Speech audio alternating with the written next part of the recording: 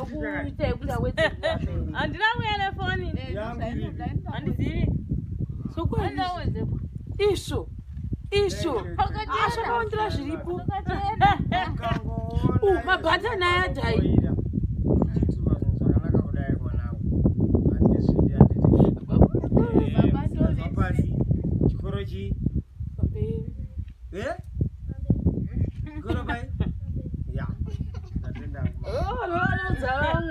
wenda anonyora bhuku rehistory rose rikazara isvo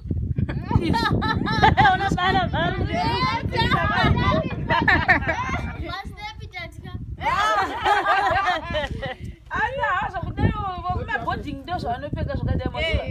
mazozoti kunokwacha kumusha vanokuona kani gore rino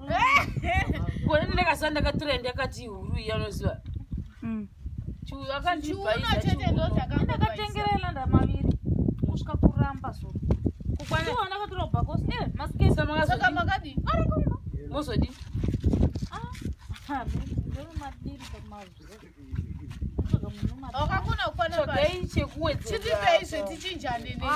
makala zacho akafanana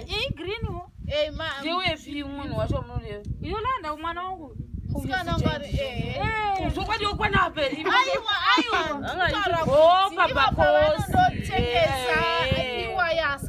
atiya muda kutengesa isaka itengawo dzakadai idzo dzinokwana asi kuti dzinonyatsa kuti uyo anogona dzikwani imozo ndakatira ndichimti ndipe chekupedzisira pesa ikati munhu wacho mutete muchimbotange mavaratidza muswape moisa ubhakosi ya uyu mopuwa huru utamboyawo dzicheka dzakawomboyawoye yolanda changa akapfeka chemochora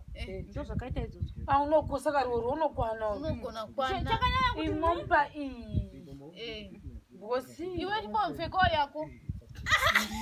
ndamupfeka yako yakenedza haina mabhatani yakamirire pano vachiriwa step ndakatamamzadira nemunhu ihuru zvokuti last time takatondochekesa kuti chekei mumezhe zvinoindirana yakazurisa asi noida koya uyo yakenedza